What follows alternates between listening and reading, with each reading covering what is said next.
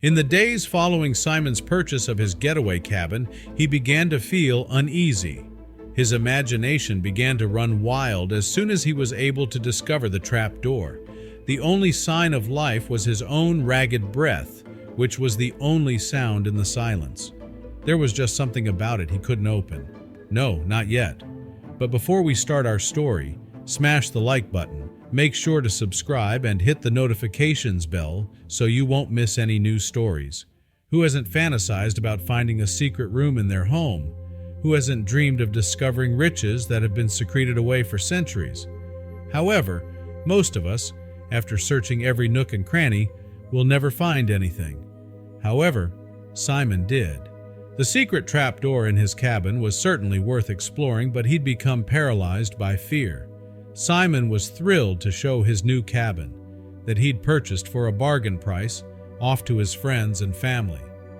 He prepared coffee and snacks for his visitors in his kitchen, but his guests couldn't help but notice that the table had been placed to cover the secret trapdoor. They excitedly asked him what was down there, but he nonchalantly answered that he'd never bothered to look. Of course, he never told his friends the real reason. Simon had moved from the hustle and bustle of the city to write his novel. Surrounded by nature and with only his dog by his side, he thought that he would be struck by some inspiration and be pulled out of the rut he'd been in. He loved his new life and did not want to uncover something that would ruin it all. So he'd moved the heavy table over the trapdoor in the floor, out of sight, out of mind. It had worked for a while, but now he began to feel uneasy. Every night when he closed his eyes, he saw the trapdoor. He'd have monstrous visions of unspeakable things lurking there, slowly crawling out and down the hall to where he slept, and every night his curiosity gnawed at him, like an itch he couldn't scratch. What was really down there? Eventually, he'd had enough, but he wasn't brave enough to do it alone. Simon called a handyman named John to come out and open the trapdoor. When he arrived, Simon pulled out his camera, ready to document whatever they discovered in real time on the social media site, Imgur. He felt safer knowing that netizens would be right there with him. Never had the guts to open it. Handyman came by and was all too eager to have a look, Simon wrote on the site, he wrote. But as soon as the handyman pried the door open, he regretted it. John the handyman propped the trapdoor open on its hinges and peered down into the darkness. He immediately noticed that the wooden slats underneath were completely rotten and decayed. The stench hit him first, and then he jumped back cursing. Shining in the beam of the flashlight were hundreds of eyes staring back at him.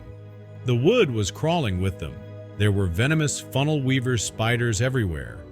A bite from just one of these spiders can rot human flesh, but John forged on to explore further. The cellar beneath the floor smelled like damp and decay. The rusted ladder and damaged concrete around the hole indicated that the trapdoor hadn't been opened in years. The stench of mold and rusting iron combined with another smell that made John and Simon retch. With one hand over his mouth, John shone his flashlight inside once more to get a better look at what lay inside. Suddenly, he saw something scuttle into the shadows. Simon couldn't help but think of every frightening story he'd ever heard about the woodlands that surrounded them, particularly the tales about unsuspecting hikers who had vanished without a trace. Although Simon was frightened, the thought of killing spiders unnecessarily disturbed him.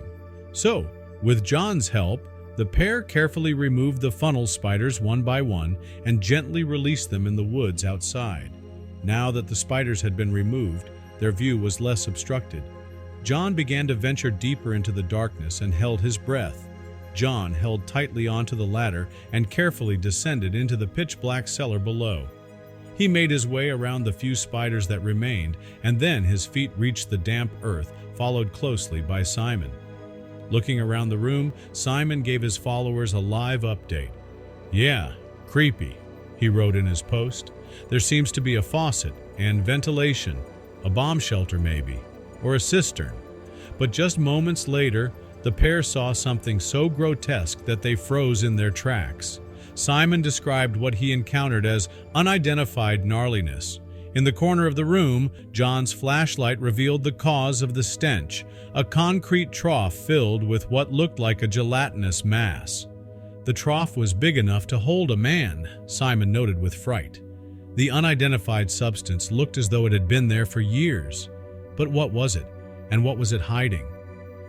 John tried to figure out exactly what the substance that was emitting the foul odor was, but all he knew was that it was organic, not chemical, and possibly alive.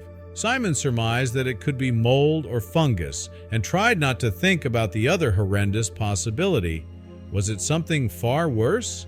Simon was shaking with the fear that consumed him, and his imagination began to run wild again. And this time, he couldn't stop it. Was the mass actually human remains?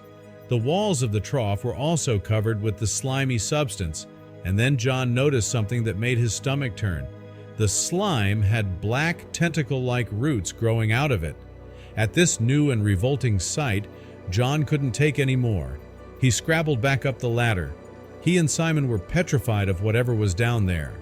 The men took a few moments to regain their composure, gulping mouthfuls of fresh air like drowning fish, but they had to know what they'd seen. Trembling, they descended once more and were swallowed by darkness. Simon's dream of owning a cabin in the woods became a nightmare. He loved the peace and solitude of being surrounded by trees and nature, but this was the opposite of peace. He remembered that when he saw the perfect cabin for sale, he jumped at the chance to buy it. For the first time, he had regrets. He was enjoying the cabin. It was exactly what he had always wanted. It was small and cozy, with a fireplace and a wraparound porch. But as he was exploring the cabin, Simon noticed something strange. Under a trapdoor in the floor, he saw a black, gelatinous substance. Simon had no idea what the substance was, but he knew he needed help. He called a handyman named John, who was known for his skills in fixing anything. John arrived at the cabin, and together they lifted the trapdoor and peered into the darkness below. As they shone their flashlights down into the darkness, they saw something that made their blood run cold. It looked like human remains, covered in a black fungus with tentacles growing out of it. They were both shocked and nauseated by the sight.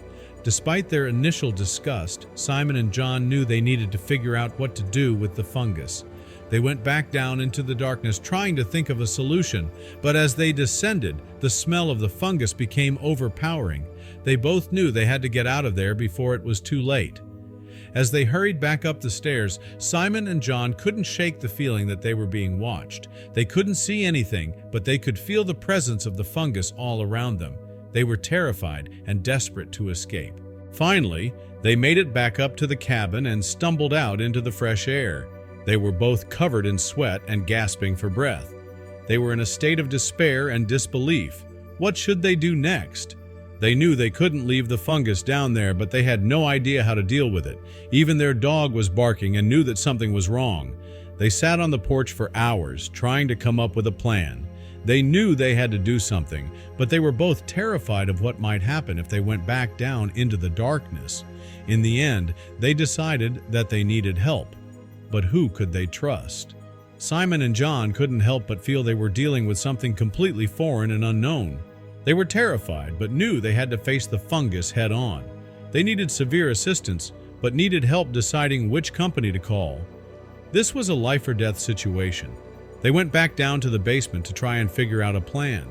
As they stood there, the smell of the substance became more and more overpowering.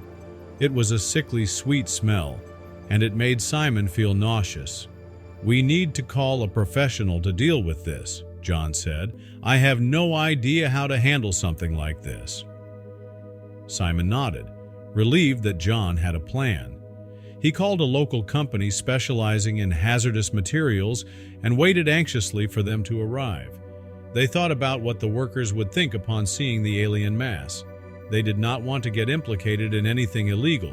When the professionals arrived, they suited up in protective gear and carefully removed the substance from the basement. Even they were surprised at what they found. It was a slow and tedious process, but eventually they could get it out of the cabin. The smell lingered. It would take much bleach to get the stench out. As they left, Simon and John were both relieved and grateful. Dealing with a foreign body like that had been a stressful and frightening experience, and they were glad it was finally over. The whole ordeal had taken its toll on the two. Now they had a real horror story to tell around the campfire. Life is full of ups and downs. This was horrifying, but Simon handled it with patience and courage. Now Simon can enjoy his cabin in the woods without any more strange and unsettling discoveries. He can relax and unwind, knowing his home is safe and free from unnatural substances. What happened to him was something you would see in a science fiction movie. He was utterly shocked by this and would never have known how to deal with this. He had to keep his wits about him to control his internal fear. At least in the end, they could safely remove it and rid the cabin of its presence forever. Disclaimer: to protect the privacy of those depicted, some names, locations, and identifying characteristics have been changed and are products of the author's imagination. Any resemblances to actual events, places, or persons, living or dead, are entirely coincidental.